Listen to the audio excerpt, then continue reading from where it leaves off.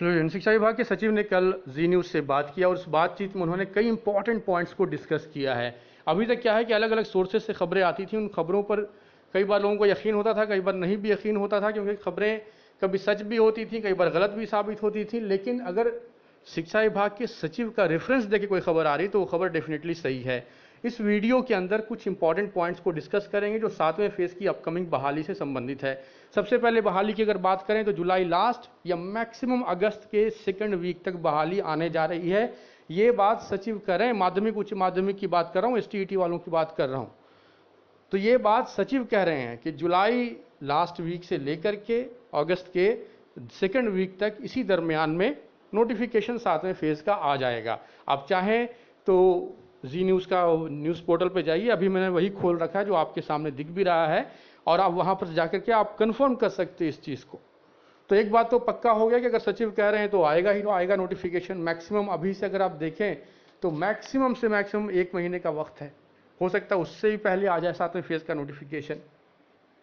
लेकिन कुछ और इंपॉर्टेंट पॉइंट्स हैं जो उन्होंने कहा। एक तो कहा उन्होंने कि ऑनलाइन आवेदन लिया जाएगा, लेकिन काउंसलिंग नियोजन इकाई में ही करवाया जाएगा। अब इससे होगा क्या, मैंने पहले भी एक वीडियो में बात कहा था कि ऑनलाइन जो आवेदन होगा उसमें आपसे एप्लीकेशन ले लिया जाएगा, आपने किस नियोजन इकाई में जॉब करना है, आपका प्रेफरेंस ले लिया जाएगा, और उस प्रेफरेंस के हिसाब से बाद में ये लोग सॉर्टिंग करके आपको जहां कहीं भी जिस नियोजन इकाई में आपको आपके रैंक के हिसाब से जॉब मिलता होगा वहां पर ये लोग आपको नियोजन इकाई अलॉट कर देंगे।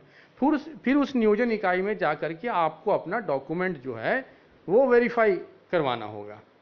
तो यही सारा प्रोसेस होगा, और डॉक्यूमेंट वेरिफिकेशन में अगर आप पास कर गए उसके बाद फिर आपकी जॉब कंफर्म है। तो यही सारा सिलसिला होगा।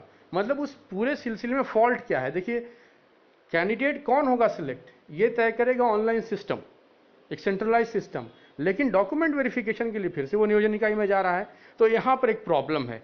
प्रॉब्लम यह है कि कई सारे कैंडिडेट जिनका सब्जेक्ट कॉम्बिनेशन सही नहीं है, या जो मान लीजिए कि एलिजिबिलिटी क्राइटेरिया को ही मीट नहीं करते हैं, एप्लीकेशन की लास्ट डेट तक अपना रिक्वायर्ड कोर्स पूरा ही नहीं किए थे, ये बहुत सारे और फॉल्ट वाले कैंडिडेट, एग्जाम कोई दे रहा है, जॉब कोई और कर रहा है, बहुत तरह के और जो गड़बड़ियां वाले लोग हैं।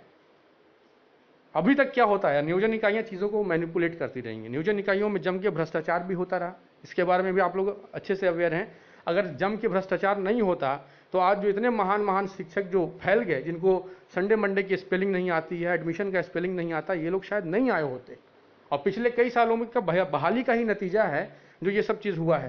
पहले जब बीपीएससी से बहाली होती थी तो क्वालिटी कुछ और था, और अभी जो पिछले कई सालों में जो गड़बड़ियां हुई हैं उसका नतीजा आज के स्कूलों में जाकर के आप चेक कर लीजिए। तो कहने का मतलब है जो डॉक्यूमेंट वेरिफिकेशन का जो मामला है इसको भी अगर सेंट्रलाइज रखा जाता, इसको भी कहीं पटना में ही रखा जाता तो बेहतर होता। भले स्टूडेंट को परेशानी होती कि पूरे बिहार को उठ करके पटना में आना रहता, लेकिन सबको थोड़े आना रहता। बाकी सभी सब्जेक्ट का तो आप मान लीजिए कि जो भी मामला है, कंप्यूटर साइंस सोशल साइंस में भीड़ ज़्यादा है, पर सबको बुलाने की ज़रूरत ही नहीं। जितनी वैकेंसी नोटिफिकेशन में आती है 7वें फेज के अंदर, उससे 1.5 गुना या 2 गुना लोग ही नहीं मिलेंगे सभी सब्जेक्ट में। आप 1.5 गुना लोगों को बुला लो, आप 1.5 गुना लोगों को बुला लोगे तो आप यकीन मानो कि सीटें भर जाएंगी। और हर सब्जेक्ट के अंदर 1.5 गुना लोग ही क्वालिफाई नहीं तो 1.5 गुना लोग कहाँ से आएगा। लेकिन कंप्यूटर साइंस सोशल साइंस की बात कर रहा हूँ खास करके, कि कम से कम 1.5 गुना लोगों को आप बुला लो तो सारी सीटें भर जाएंगी। तो ये जो डॉक्यूमेंट वेरिफिकेशन है, क्योंकि इस लेवल पर भी पहले क्या होता था, किस कैंडिडेट का चयन करना, नियोजन इकाइयाँ क्या करती थी कि कोई पहले एकेडमिक को जो सोली प्योरली एकेडमिक बहाली थी उसमें मान लीजिए कि 84% वाला ही बाहर बैठ जाता था, कई बार 80% वाले की जॉब हो जाती थी। ये लोग तरह तरह का तिकड़म लगाया करती थी जो नियोजन इकाइयाँ हैं। पहले किसी कैंडिडेट को फर्जी तरीके से सिलेक्ट कर लिया, बाद में उसको कैंसिल करके किसी जिसने पैसा दिया उसको सिलेक्ट कर लिया। तो अब ये जो मामला हो गया ऑनलाइन वाला, इसमें कैंडिडेट का कौन सा कैंडिडेट नियोजन इकाई में जाएगा जॉब के लिए, ये उनके हाथ से निकल गया मामला।